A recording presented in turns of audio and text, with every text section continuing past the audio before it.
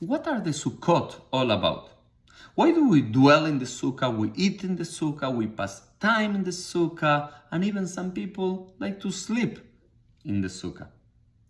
A lot of people will think that this is because the Jewish people slept and lived in this Sukkot, in these huts, in this booth, during the 40 years that they were in the desert, from Egypt to the land of Israel. And to remember that, we sleep in this Sukkot.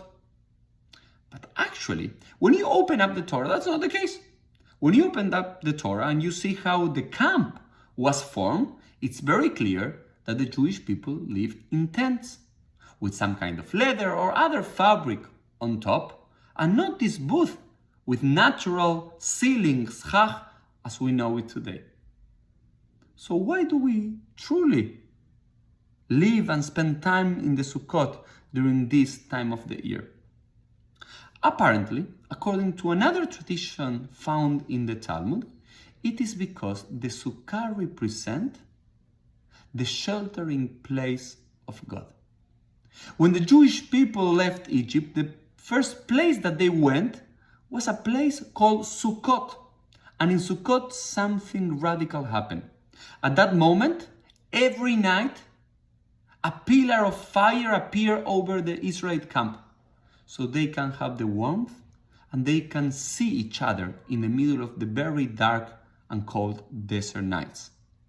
But during the day, that pillar of fire disappeared and a cloud appeared over the Israelite camp, so they can feel the shelter, they can be protected from the sun.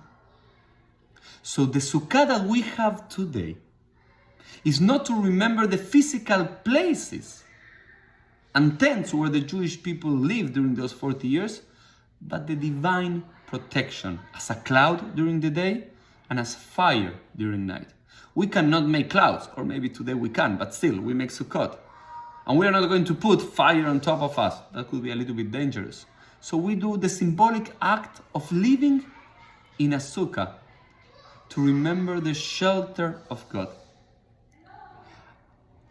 And as the metaphor continues, my invitation as we dwell in our sukkahs, when we go and see up the sky, let us imagine who is the cloud of our life. Who is the people around us that act as our cloud, that they protect us, that when everything is on fire around us, they have a way to calm us down, to protect us, to shelter us. And who are the people in our life that are like that pillar of fire? That they give us light, they give us warmth, they guide us, they enlighten us as that pillar of fire.